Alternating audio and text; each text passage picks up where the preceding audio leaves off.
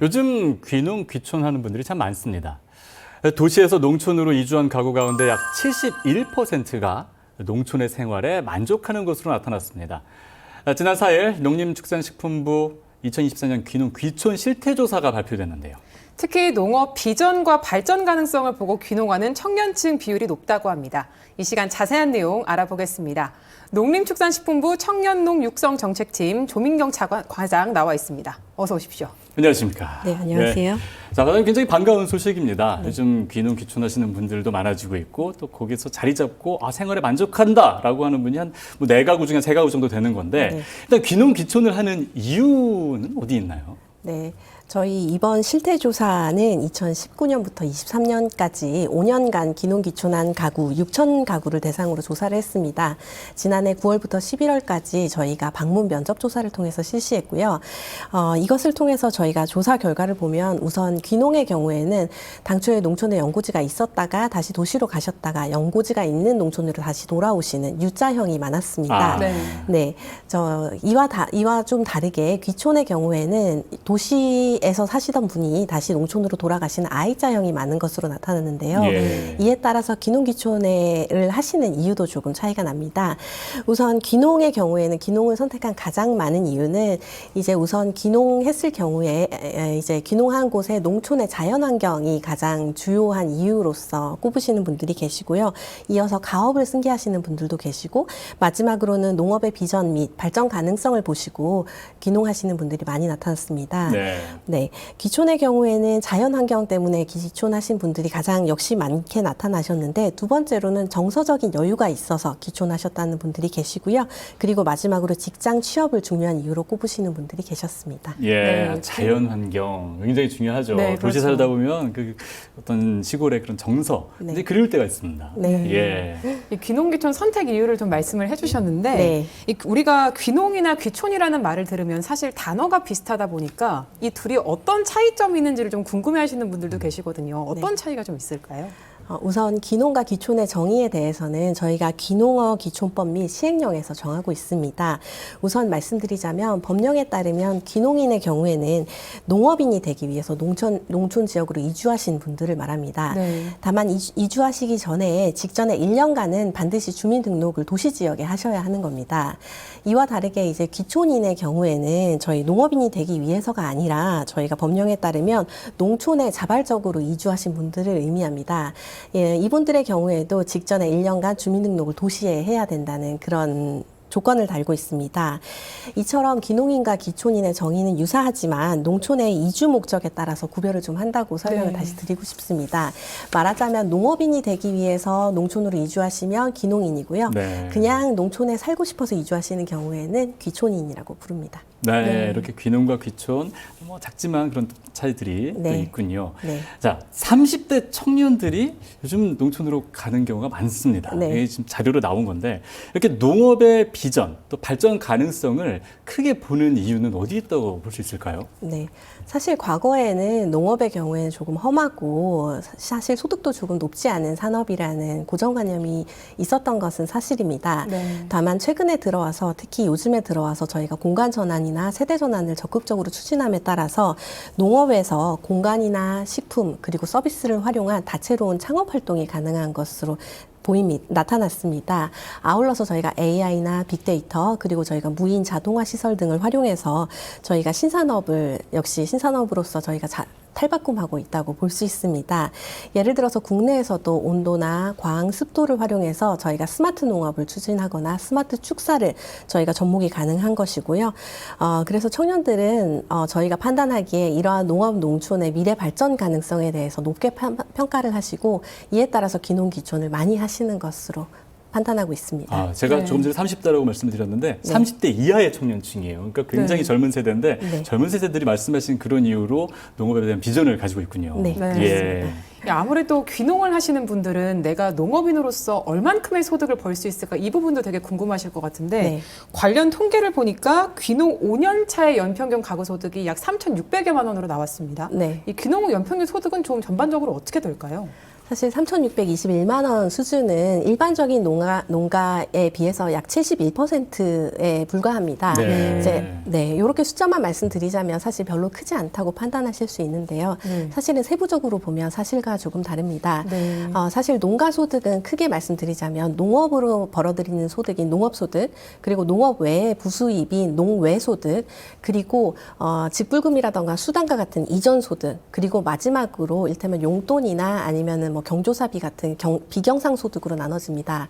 이 네 가지 소득 중에서 사실은 기농 5년차 농가의 경우에는 농업소득, 즉 말씀드리자면 농업으로 인해서 벌어들이는 소득이 평균 농가보다 약 44% 수준으로 44% 높은 수준입니다. 그러니까 말씀드리자면 전체 농가 소득은 71% 수준으로 낮지만 농업 소득의 경우에는 44%가 더 높은 거거든요.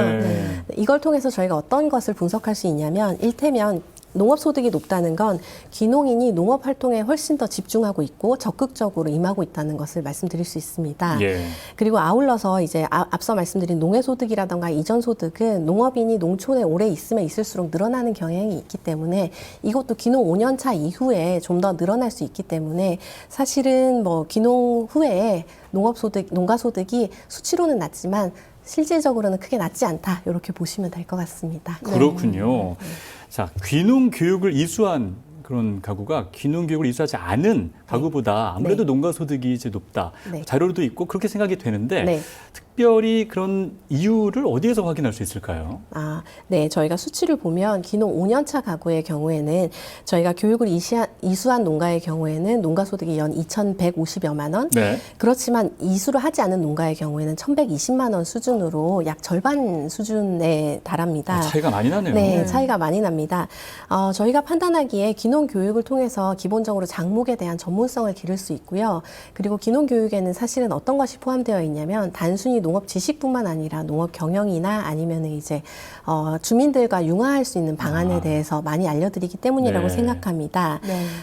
제가 귀농 교육에 대해서 설명을 조금 드리자면 귀농 교육은 크게 저희 중앙 정부에서 하는 귀농 교육과 함께 그리고 지자체에서 각각 지자체의 특성에 맞는 장목이라던가 아니면은 농업 현장에 대한 교육 이렇게 나누어집니다. 또 다르게 구별을 해드리자면 짧게는 하루짜리 과정도 있고요. 사실은 길게는 저희가 6개월까지 저희가 단기부터 장기까지 귀농 기초는 원하시는 분들의 사정에 맞게 저희가 다양한 교육을 마련하고 있습니다. 그 중에서는 또 현장에서 영농을 직접 체험할 수 있는 교육부터 시작해서 그게 아니라 일테면은 특정한 장목이나 아니면 특정한 지역에 관심이 있으신 분들끼리 다 모여가지고 합숙을 통해서 전문 농업인에게 어떤 심화 교육을 받게 되는 그런 교육도 만들어 놓고 있습니다. 아울러서 직장 생활 하시면서 귀농 기촌을 준비하시는 분을 위해서 저희가 현장 교육뿐만 아니라 온라인이나 아니면 저희가 모바일을 통해서 저희가 귀농 교육을 추진하고 있습니다. 무엇보다 강조드리고 싶은 건 귀농 교육과 관련해서는 이제 어느 곳으로 가야 교육을 받을 수 있냐, 정보를 얻을 수 있냐 말씀 많이 하시는데 저희가 재작년부터 그린대로라는 통합 포털을 구축해서 귀농 기촌 교육과 정보를 저희가 제공해 드리고 있습니다. 그래서 이제 그런 것들에 관심이 있으신 분들은 검색창에 그린대로를 검색하셔서 접속을 해보시면 원하시는 교육을 받으실 수 있을 것입니다. 두 가지를 꼭 말씀을 드려야 될 것 같아요. 첫 번째는 무조건 교육을 받으셔야 된다. 소득도 차이가 많이 나고 이 교육을 꼭 받으시고 지금 말씀하신 그린대로 이것도 굉장히 중요한 포털이군요. 그린대로를 많이 활용하시면 도움이 많이 되시겠습니다. 그렇다면 또 귀농을 준비하시는 분들이 궁금할 수 있는 것 중에 하나가 내가 귀농을 하고 싶은데 평균적으로 이 귀농이 어느 정도 좀 시간이 소요가 되고 정착을 해서도 생활비를 써야 되는데 이 생활비도 좀 어느 정도 들어갈까 궁금해하시는 분들이 계실 것 같거든요. 어떻게 될까요? 평균적으로 말씀드리자면 귀농 준비에는 평균 31개월이 소요되는 것으로 보입니다. 다만 이제 연령대에 따라서 귀농에 소요되는 시간이 조금 달라지긴 합니다. 말씀드리자면 30대 미만의 경우에 청년층의 경우에는 평균적으로 22개월이 소요되고요. 그리고 70대 이상에서는 38개월 수준이 소요되는 것으로 보입니다. 말씀드리자면 젊을수록 사실 귀농 준비에 소요되는 시간이 짧아지는 것으로 확인할 수 있습니다. 그리고 소득에 대해서도 말씀드리자면 귀농 가구의 경우에는 귀농 전 도시에서는 월 평균 약 259만 원 수준의 생활비가 소요되는 것으로 나타났습니다. 그런데 귀농 이후에는 25%를 절약해서 194만 원 수준이 생활비로 지금 필요한 것으로 나타냈습니다. 예. 저희가 그 사유를 분석해 보자 하니 관련해서 이제 귀농하시는 경우에는 기본적으로 식료품의 경우에 자급자족을 통해서 좀 조달하시는 부분이 많아지는 것으로 확인되고요. 마찬가지로 집세 등의 거주 비용이 조금 절감되는 것으로 나타났습니다. 예. 자, 그러면 이제 제가 사실 시골에 관심이 많은데 귀농을 하겠다, 귀촌하겠다라는 생각을 가지고 있다고 이제 가정을 해보겠습니다. 근데 저희 가족 중에 연고가 없어요. 네. 그럼 어딘가로 이제 가야 되는데 네. 이런 분들이 사실 생각보다 많으실 것 같거든요. 도시에서 태어나서 그냥 도시에서 쭉 자라신 거죠. 네. 이런 분들이 정착지를 생각할 때 네. 가장 중요하게 생각해야 되는 기준 어떤 것들이 있을까요? 네, 사실은 연고지가 가장 중요한 정착의 예. 포인트이긴 그렇겠죠? 합니다. 그러니까 제가 앞서 말씀드렸듯이 귀농이 U자형이 많다고 말씀드렸잖아요. 그러니까 보통은 연고지로 다시 돌아가는 경우가 많습니다. 그래서 사실 연고가 없으시더라도 귀농 귀촌의 정착지를 결정하실 때는 그 지역에 얼마나 친숙한지, 얼마나 잘 알고 있는지가 가장 중요합니다. 그래서 다만 이제 40대 미만의 젊은 층의 경우에는 귀촌의 경우에는 주로 이제 직장 때문에 가시는 경우가 많기 때문에 연고지가 중요하지 않은 것처럼 저희 통계는 나타날 수 있지만 네. 사실은 40대 미만이 아니라 50대 이상에서는 역시 귀촌의 경우에도 본인이 잘 아시는 연고지로 가시는 경우가 많거든요. 예. 그래서 결론적으로 말씀드리자면 본인이 잘 아는 지역이어야 합니다. 연고지가 네. 아니더라도 일테면 부모님이 아시는 지역이라던가 아니면 본인이 직장에 뭐 지인이 잘 아는 지역이라던가 아니면 평소에 좀 관심이 많아서 캠핑을 가시거나 자주 놀러 갔던 지역 이런 곳이 가장 좋습니다. 네. 그래야 그 지역에 어떤 작목이 많은지 어떤 식으로 사람들이 살아가는지 알 수 있고요. 그 주민들과의 융화도 그 문화에 대해서 적극적으로 알 경우에 가능하기 때문에 잘 아시는 지역으로 가는 게 좋다고 말씀드리고 싶습니다. 네. 요새 뭐 청년, 농촌에 사는 청년이 없다 이런 말은 예전부터 나왔던 얘기고 네. 70대가 농촌에서 청년이다 이런 말도 많이 나오고 있는데 그런 만큼 농촌에 청년이 없는 상황에서 네. 청년들이 귀농을 할 수 있도록 농식품부가 다양한 정책을 좀 쓰고 있는데요. 어떤 것들이 좀 있을까요? 저희 우선 농식품부에서는 40대 미만, 그러니까 39세까지의 청년에 대해서 이제 청년 농업인이라고 해서 저희가 지원을 하고 있습니다. 특히 저희가 청년 농업인 영농 정착 지원 사업이라고 해서 네. 월 110만 원에서 90만 원까지 최대 3년간 지원해주는 영농 정착 지원금이 있거든요. 근데 저희가 올해 청년 농업인 영농 정착 지원 사업의 경우에 조금 저희가 사업을 개선을 해서 많은 청년 농들이 저희 혜택을 받을 수 있도록 조금 개선을 한 부분이 있습니다. 일테면 현재는, 그러니까 작년까지는 청년 농업인이 농업 경영체 등록을 해야지 저희가 정착 지원금을 받을 수 있도록 했습니다. 네. 다만 그렇게 될 경우에는 청년농이 준비 없이 이제 농업에 바로 이제 농지를 매매하거나 임대해서 들어와야 한다는 그런 애로가 발생해서요. 저희가 그러지 말고 교육을 받고 있는 청년 농업인의 경우에도 영농 정착 지원금을 받아서 농업 농촌에서 충분히 교육을 받고 그 다음에 본인의 사업체를 그 이후에 창업하는 형태가 좋겠다라는 판단 하에서 저희가 이제 장기 교육을 듣는 청년 농업인의 경우에도 영농 정착 지원금을 받을 수 있도록 저희가 개선하고 있고 그 내용은 저희가 4월 중에 발표할 계획에 있습니다. 아울러서 저희가 청년 농업인의 경우에 후계 농업인 육성 자금이라는 최대 5억 원 자금을 빌려드리고 있습니다. 예. 그리고 이와 함께 저희가 귀농 창업 자금이라고 해서 최대 3억 7,500만 원까지 저희가 농지나 아니면 주거에 필요한 비용을 저희가 대출할 수 있도록 자금을 지원드리고 있는데요. 그 자금도 작년까지는 저희가 농해 근로를 조금 제한했습니다. 당초에는 이제 농업을 위해서 저희가 귀농귀촌하신 분들이기 때문에 저희가 농해 근로는 저희가 금지하는 형태로 저희가 운영을 해왔으나 네, 다만 아까 말씀드렸듯이 실제로 농업인들의 경우에 귀농하신 경우에 농업소득은 높지만 농해소득이 낮잖아요. 네. 네, 그래서 이제 정착에 오히려 농해 근로를 막는 것이 좀 어려움을 주지 않느냐 이런 지적이 있으셔가지고 올해부터는 농해 근로 요건을 저희가 좀 개선을 해서 농해 근로도 가능하시도록 네. 저희가 규제를 개선한 바 있습니다. 네. 네. 마지막으로 귀농 창업 자금의 경우에는 당초에는 세대주만 받으실 수 있었습니다. 그래서 통상 이제 세대주의 경우에는 아버지가 이제 아들이나 딸이나 혹은 배우자 대신에 아버지가 받는 경우가 많았는데요. 저희가 그것을 좀 개선을 해서 앞으로는 여성의 배우자나 아니면 이제 청년 농업인까지도 귀농 창업 자금을 받을 수 있도록 세대주 외에 있는 구성원의 경우에도 창업 자금을 받을 수 있도록 개선했습니다. 네, 지금 말씀해 주신 그런 규제 개선들이 사실 굉장히 중요한 네. 거죠. 많은 분들이 좀 장벽 없이 갈 수 있도록 네. 도와주는 것들이 지원 정책이라고 할 수 있겠는데 주거 말씀을 잠깐 해주셨어요. 네. 여러 가지 자금도 지원을 해주는데 사실 신혼부부나 아주 또 젊은 청년들 입장에서는 살 곳이 딱 마련돼야 네. 열심히 또 일할 수 있는 그런 계기가 되지 않겠습니까? 네. 그래서 지금 보면 청년 농촌 보금자리라는 제도가 있어요. 한 30가구 정도의 주택이 이제 제공이 되는 건데 어떤 내용인가요? 네, 사실은 저희가 청년 농업인들에게 여러 조사를 해보면 주거가 가장 문제이고 예. 네. 그리고 육아도 문제라고 이야기를 많이 하십니다. 그렇죠. 그러니까 사실 도시 지역에서는 주거의 형태가 조금 편리하게 되어 있고 육아 역시 그것에 맞춰서 조금 잘 되어 있는데요. 네. 농촌의 경우에는 그런 시설이 없다는 지적이 많았습니다.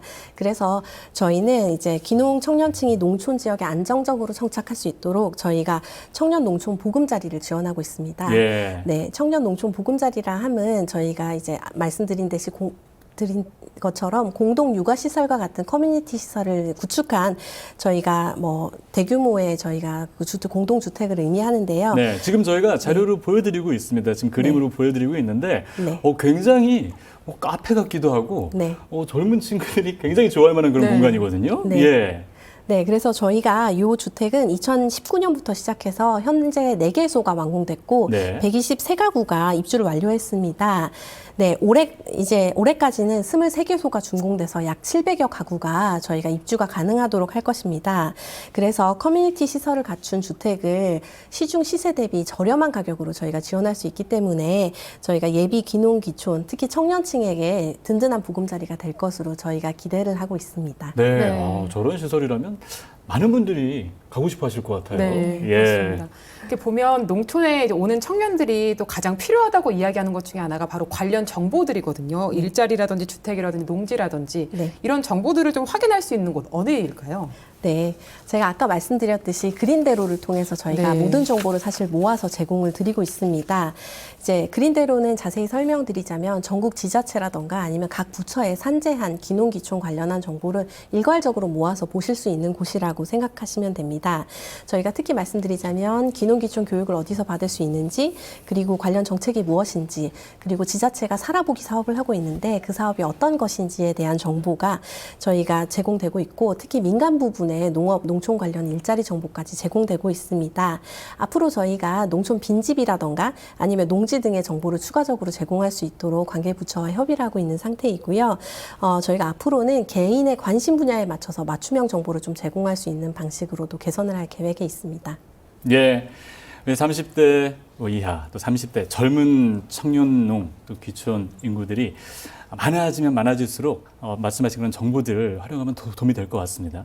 근데 과거에도 귀촌하셨다가 귀촌이 어렵다 해서 다시 도시로 돌아오시는 분들도 사실 있었는데 젊은이들이기 때문에 실패가 삶에 또 큰 경험이 되지 않겠습니까? 네. 하지만 실패를 줄이면 귀촌 기능이 훨씬 더 좋아질 것 같은데 성공적인 귀촌 기능을 위해서 이것들은 꼭 알아야 한다. 고려해야 할 요소도 어떤 것들이 있을까요? 네. 제가 느끼기에는 귀농귀촌은 일종의 여행과 비슷하다고 생각합니다. 예. 네, 여행이 성공하기 위해서는 우선 목적지를 정하고 그 목적지에서 무엇을 할 것인지에 대해서 고민을 해보고 그리고 예산이 얼마가 될지 짜는 그런 구체적인 계획까지 모두 필요하다고 생각합니다. 귀농귀촌도 마찬가지로 본인이 어디에 갈 것인지, 가서 무엇을 할 것인지, 총 비용이 얼마나 들 건지, 가서 어떤 것을 즐기고 목표로 할 것인지에 대해서 명확하게 계획하실 필요가 있는데요. 네.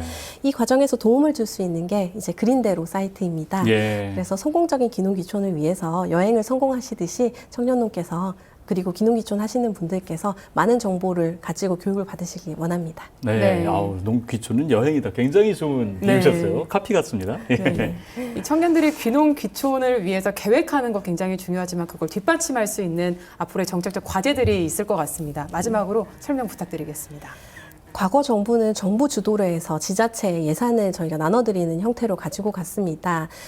이런 사업이 오래되다 보니까 이제 지자체가 각자 지자체 여건에 맞는 좋은 귀농귀촌 사업을 자발적으로 발굴을 해서 하기도 하고 귀농귀촌 네. 하시는 분들도 오랜 세월이 축적되면서 많은 분들이 계십니다. 네. 제가 생각하기에는 여러 가지 귀농귀촌을 위한 여러 여건은 충분히 조성되었다고 생각합니다. 그래서 앞으로는 저희가 지속적으로 실패를 하시지 않도록 많은 좋은 정보를 제공해 드리는 것이 가장 중요하다고 생각하고요. 앞서 말씀드린 듯이 그래서 이런 정보를 포괄적으로 제공을 하고 저희가 원하시는 교육을 저희가 적재적소에 즉각적으로 제공 드릴 수 있도록 맞춤형 정보와 맞춤형 교육을 해드리는 방식으로 지속적으로 정책을 추진할 계획에 있습니다. 네. 네.